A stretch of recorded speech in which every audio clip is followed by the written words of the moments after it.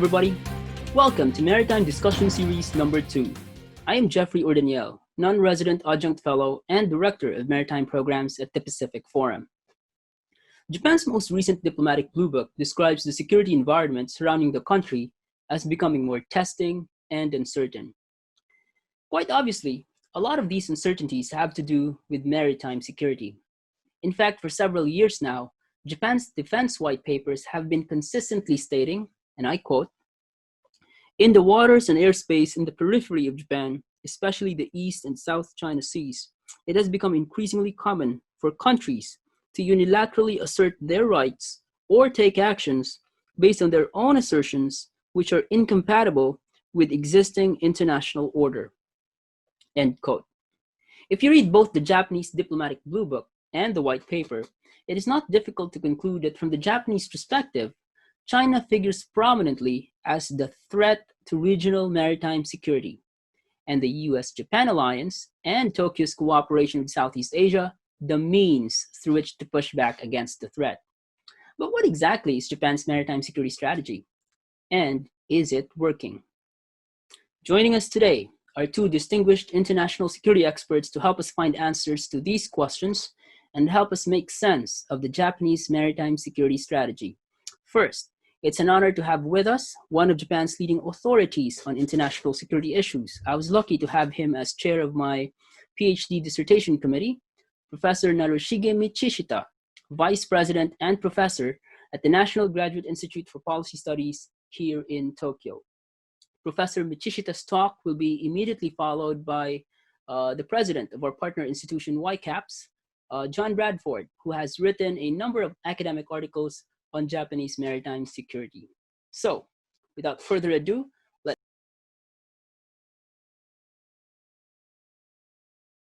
James Lee. Yes, hello. Yes, good morning. Yes, I'm James Lee, and I'm a fellow at the Pacific Council. I'm sorry, at Pacific Forum. My question is really, Japan has improved its bilateral relations with China in recent years. So I remember, several years ago there was a flare-up in tension between Japan and China over the Senkaku Islands. But since then, the tensions seem to have gone down. So I'm just wondering, what can happen in the future that can again raise tensions? I mean, what can cause that? And what is, I think Professor has already mentioned that Japan and China have been engaging in bilateral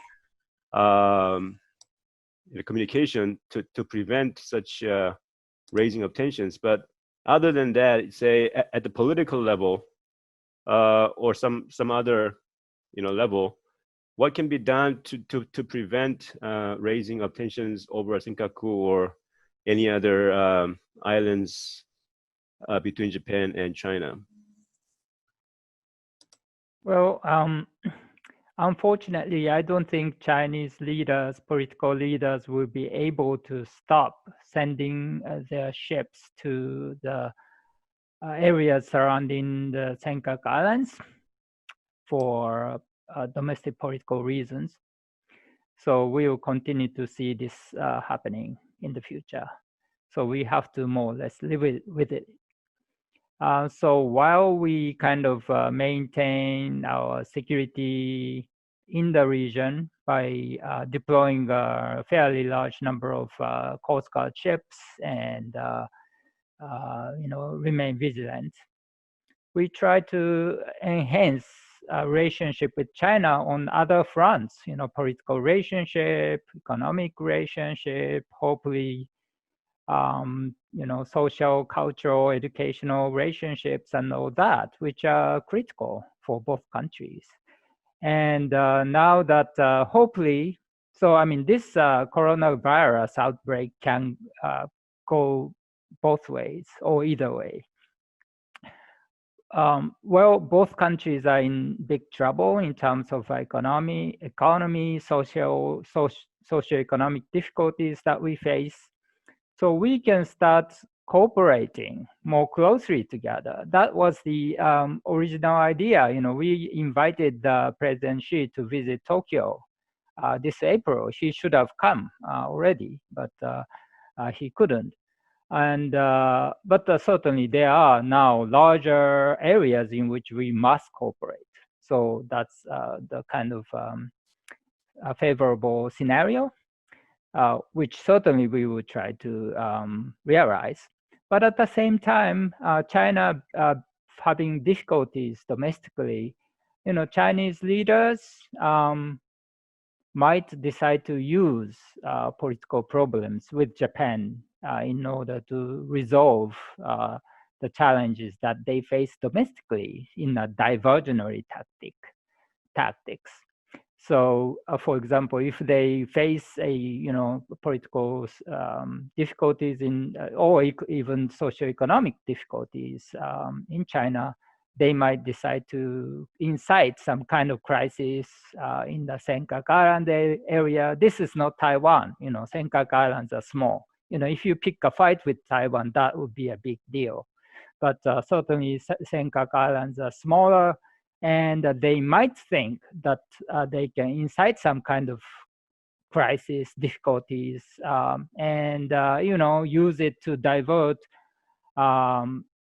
Chinese people's attention away from political difficulty, domestic problems toward international crisis, and in order to get over their challenges.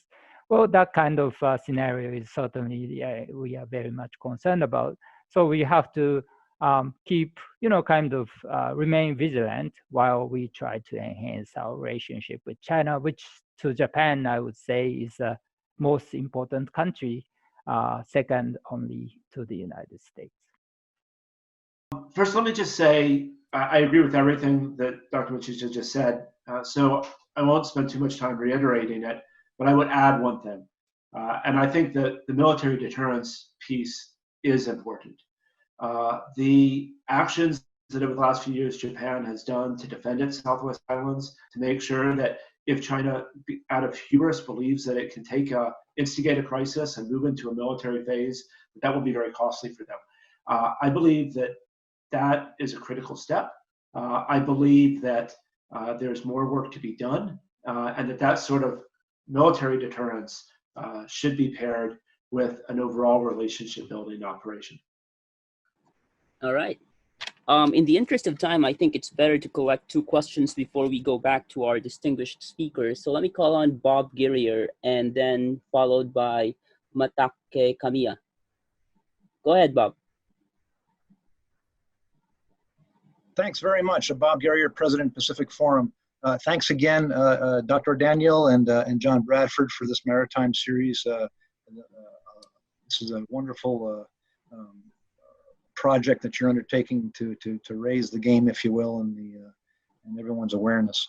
My comment really quickly is my thanks to Professor Michishita in his presentation, that he very demonstratively showed that it requires capacity in the face of a systematic assertion to change the status quo. I think those graphs are very important to educate everyone the level of pressure that's being applied. I know I've seen, and many of you others have seen graphics that show the numbers of Japanese assets that have been dedicated to that area. And again, it makes the point that you cannot be passive. A passive response is insufficient in the face of a systematic campaign to change the status quo. So Japanese efforts, of course, with the Philippines and their Coast Guard vessels, that's been one great addition. My comment, my question is simply: are there other areas in other nations bordering the South China Sea where you might see similar contributions or efforts to support not just maritime domain awareness, but actual vessels to improve their capacity to push back unilateral assertions to change the status quo? Thanks. Go ahead, Matake Kamiya-san. Yeah, thank you very much. My name is Matake Kamiya, Professor of International Relations at the National Defense Academy of Japan. I'm very glad to see Professor Michishita's face because, we in Japan also kind of locked down. But anyway, my question is very simple. I mean, do the two speakers believe that Japan should increase its spending to strengthen the maritime activity in the Indo-Pacific region? My question is based upon the observation that China is rather increasing, expanding, strengthening its maritime activity. It is even in the midst of ongoing novel corona pandemic. And Japan's defense spending is still, as Michishita-san's table showed, only 0.9% of its GDP. Do the two speakers think that the current level of defense spending, particularly maritime spending by Japan, is sufficient to support the goals of Japan's maritime activities in the Indo-Pacific? Thank you very much. Okay, in terms of the first question, who can help the countries in this region other than Japan?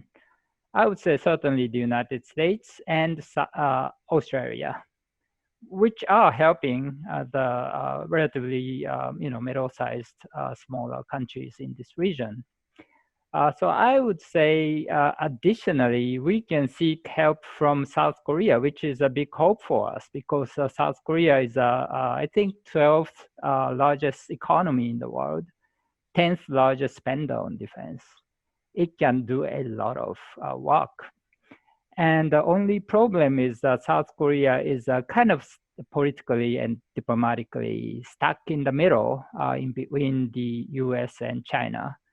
China is trying to lure South Korea into its orbit, and South Korea doesn't want to do it. But certainly, South Korea's economy is heavily dependent on its trade export to China.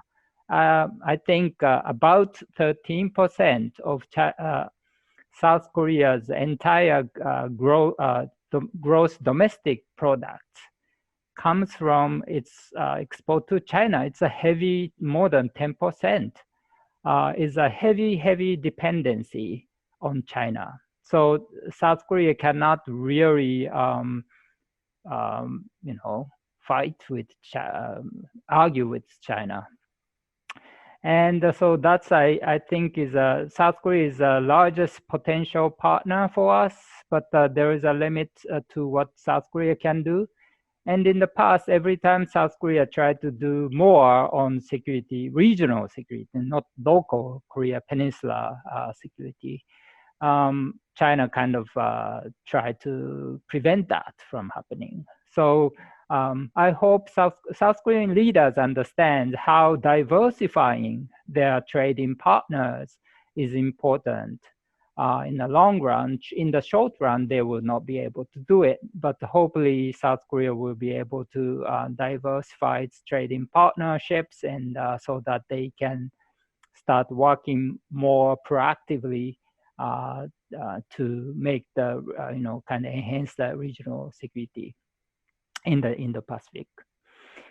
In terms of Japanese defense expenditure, certainly the more the better. But the problem is now Japan has a huge cumulative government deficit. The Japanese cumulative deficit that the Japanese government has is more than over 200% of its gross domestic product. This is actually worse than that of Italy, Greece, Iran, and other countries.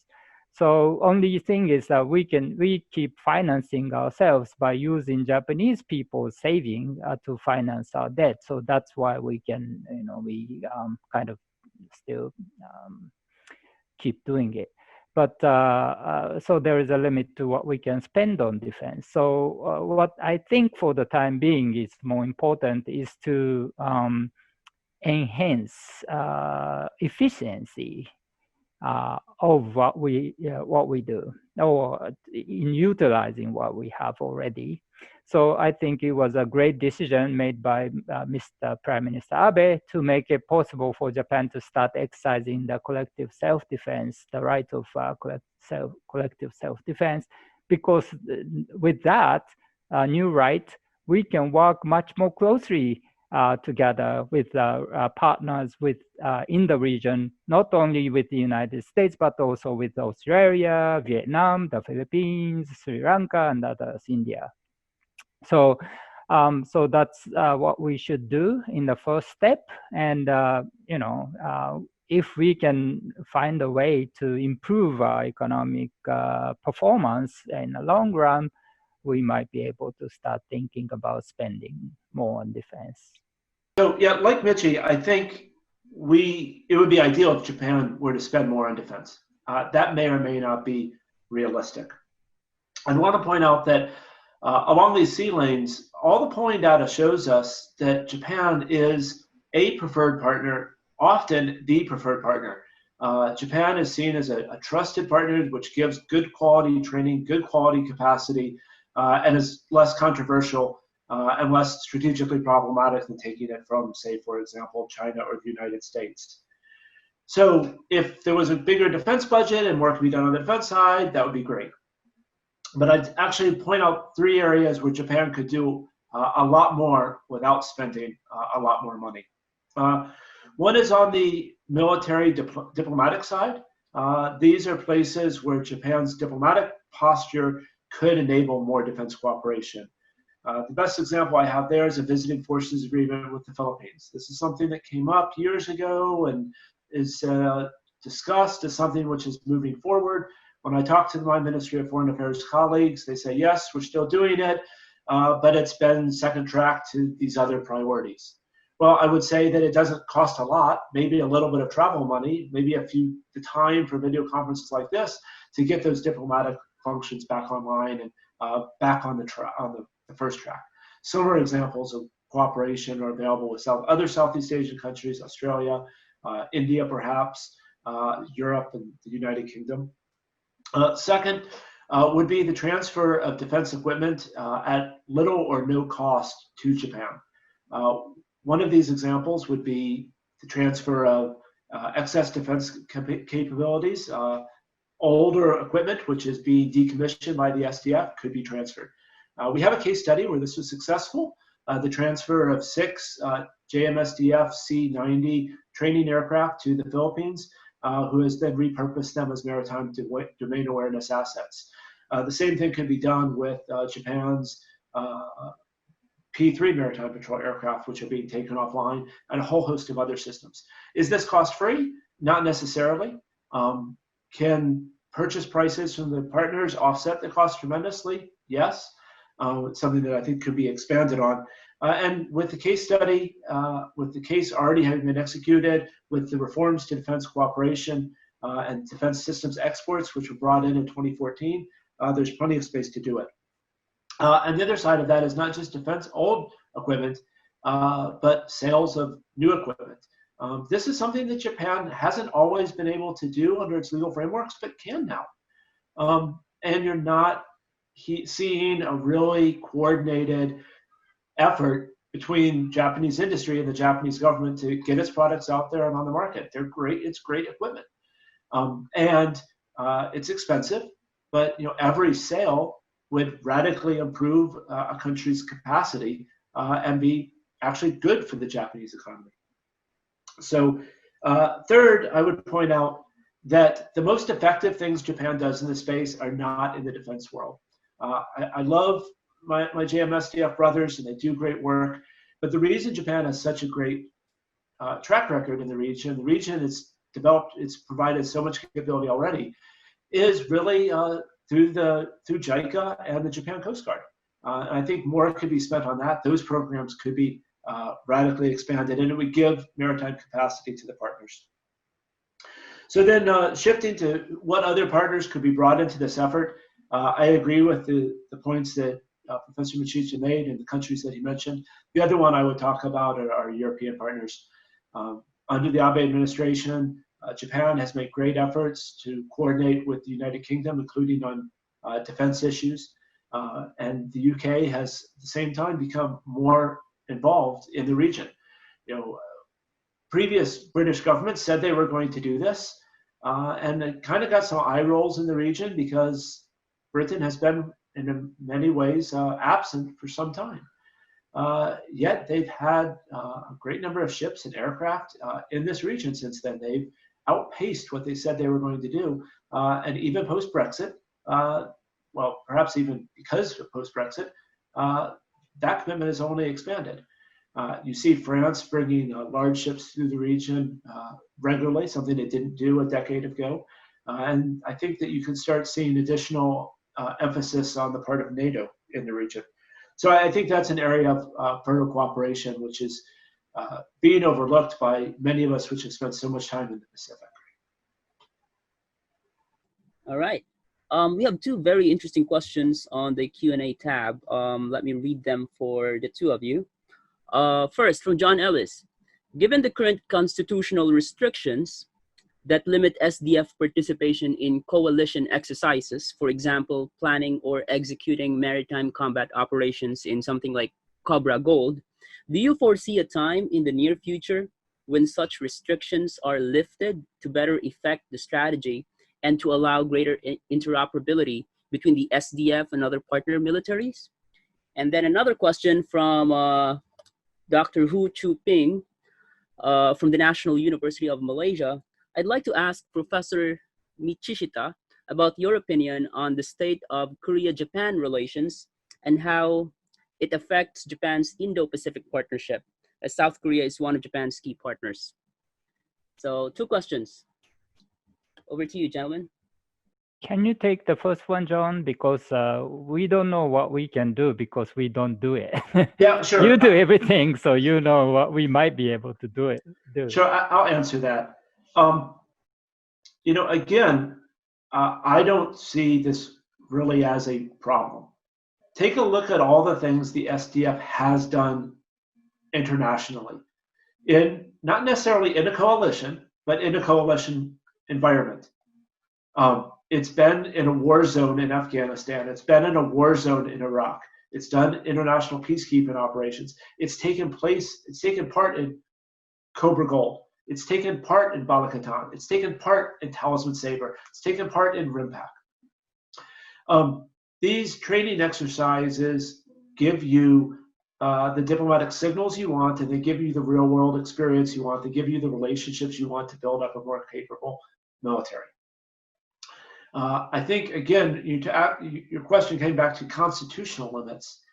I don't see these as constitutional limits. Perhaps I'm a little bit beyond my lane here, as much as policy limits. And I would even point out that, again, it's quite perplexing. Why would Japan not be able to take part in coalition planning during Cobra Gold when Cobra Gold is primarily, and it has been since 2005, a humanitarian exercise, and it's been participating since just a couple of years after that. And if you take all the things that it's done, you know, why is this? Where in the Constitution does it say that coalition planning isn't something that can be done?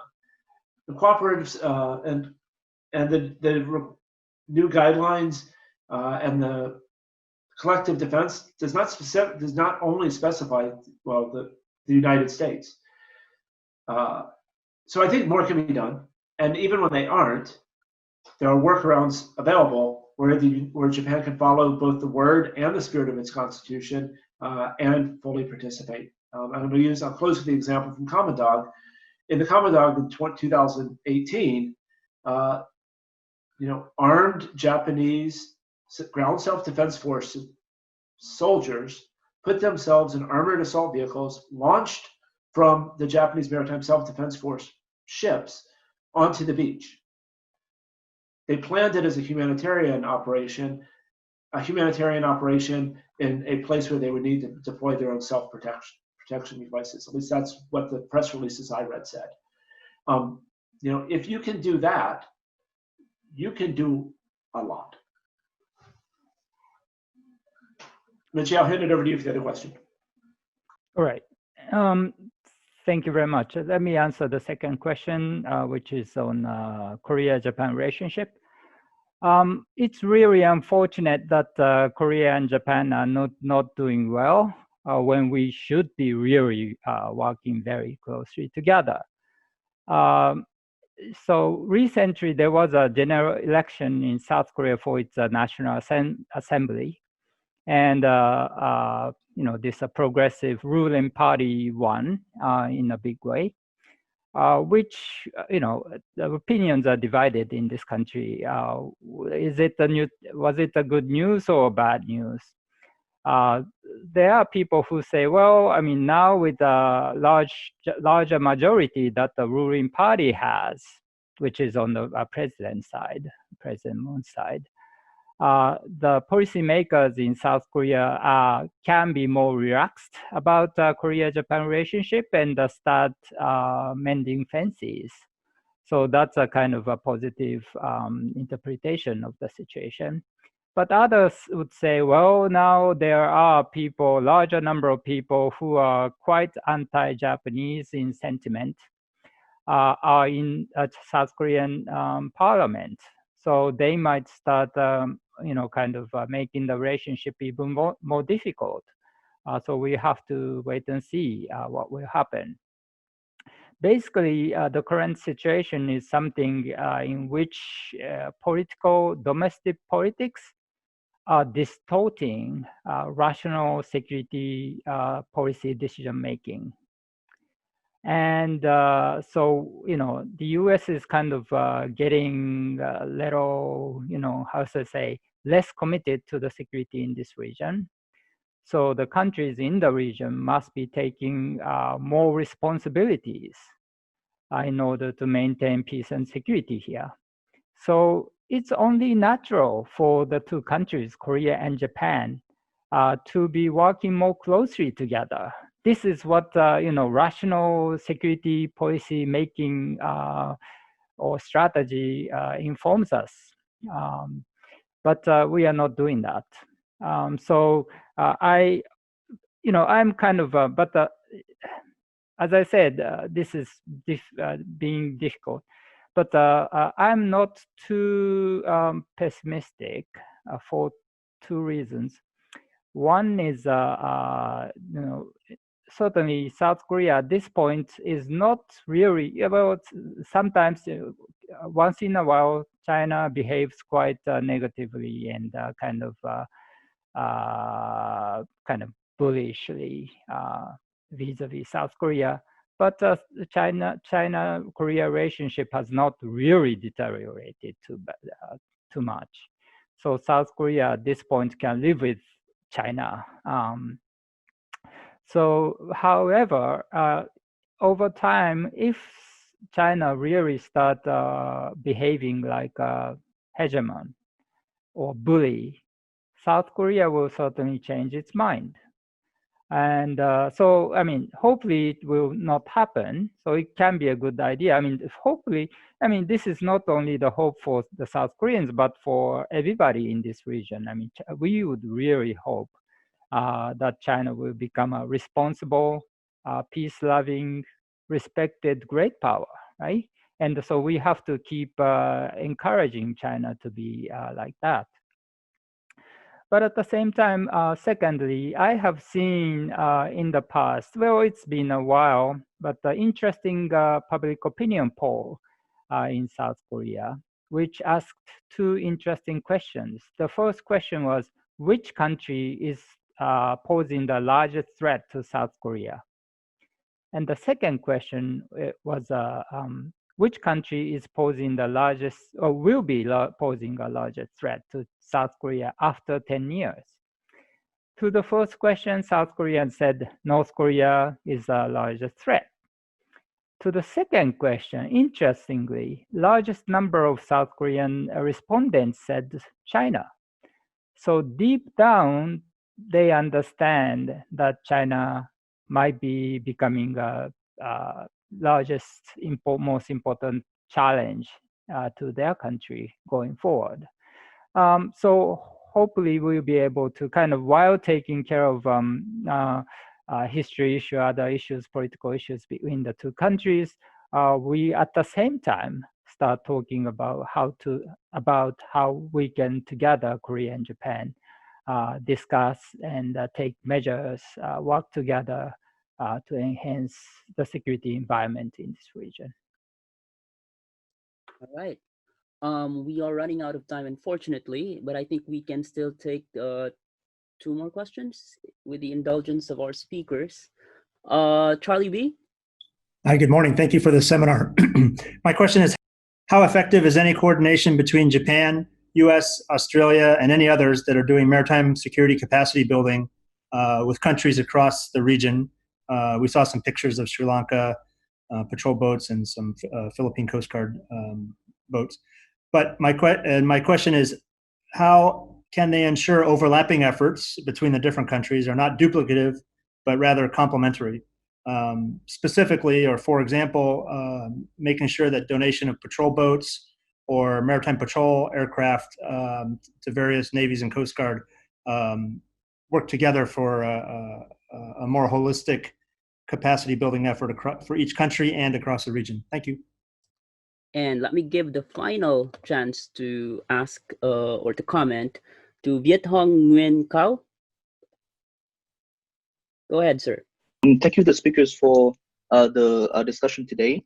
My name is Hong. I'm from the South China Sea Big Data Initiative. I want to ask the questions. The pattern of ship collisions in the East China Sea and the South China Sea are very similar. You see a Chinese fishing vessel colliding with either a Japanese vessels or a littoral states in the South China Sea vessels. How can these states adapt with these activities? How can these states avoid heightening the tensions with China when these activities happens? That's my question. Thank you. Gentlemen?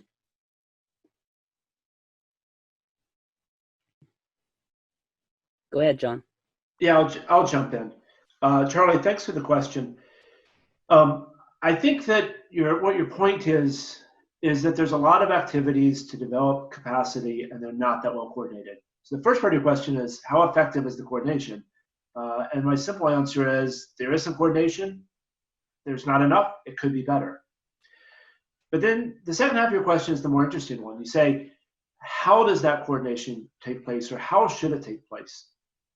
And there's only one answer that really works. And that is to ask the partners what they want. The person who's coordinating the growth of capacity needs to be the country which is growing. If Japan and the United States get together in another room and decide what country Y needs or country Y wants, it's not going to be effective. It's not going to be implemented effectively. It's not going to be transferred effectively. It's going to build up resentment. And instead, what should happen is the donor countries, the capacity building countries, should go to countries and say, what do you want? Here are some ideas. Do you want to share with me what our other friends from the other country are doing? Would you mind, or do you think it's a good idea if we all sat together in a group? But it's hard. And it's the more you think about it, the more difficult it is. Large countries that are doing a lot of things in a lot of different departments, like the United States and Japan, frankly, don't always know what different departments are doing. We could use more coordination in the United States between fisheries and USAID and DOD and state. These organizations talk, but they don't necessarily talk effectively. We leave it up to the embassy and the embassy alone, which is very busy, to coordinate that. Inside Japan, they're not doing quite as much, but they're doing a lot, and the stovepiping problem is worse. I think that in recent years, it's gotten a lot better. I think it's one thing that both Michi and I have said is an area where there could be further improvement. But these countries need to come together, and then we need to come together in the capitals or on the shorefront or on board the coastal ships. So I think there's a lot of room here, but I think that the thinking needs to be reoriented a bit, much more towards working with the host partner, not trying to coordinate the donors. And then if I can be real quick on the second question, the rammings or the collisions, whichever they were, there's two questions here. How do you protect the ships, and how do you prevent diplomatic fallout? I think for the diplomatic fallout, we've talked about that before. it's relationship building, it's confidence building, that needs to be paired with deterrence. As far as the collisions at sea, this is a very hard problem because the last thing you want to be as a ship captain that erroneously harms innocents. That's just one of the worst things that could happen to you on watch. At the same time, countries can review their procedures for what they do to protect their ships. They need to be better at navigation to both protect their ships through innocent collisions and mistakes in safety of navigation. And they also need ready to protect their ships against other vessels which are deliberately not following the rules, that are deliberately violating the coal regs and creating a situation where a collision is imminent. Michi? Thank you very much. I mean, I perfectly agree with you. So, I mean, apart from those questions, I would like to say one thing, which is, you know, because of these difficulties that we face right now, you know, some people might be, you know, end up becoming desperate. You know, we might not be able to overcome the challenges, you know, virus, you know, power balance change, global economy, growing gap between the rich and poor and all that. But I'm really encouraged today by seeing so many participants, you know, joining us for discussion and really seriously thinking about the issues that we have to face and deal with together. So thank you very much for all of you for joining us. Thank you, Jeffrey, for organizing this, and we hope to keep doing this. All right, thank you very much. So we're out of time. Very insightful discussion. Thank you again to our speakers for the time and expert analysis. I'm sure many of us benefited from this exercise. We have quite a number of participants who are involved in policy making in one way or another. So hopefully this has generated some actionable policy ideas. Next week, May 8th in Asia, May 7 in the US, we will have Martin Sebastian of the Maritime Institute of Malaysia and Gregory Poling of the Asia Maritime Transparency Initiative of CSIS in Washington, D.C. to talk about maritime surveys or maritime standoff in the South China Sea.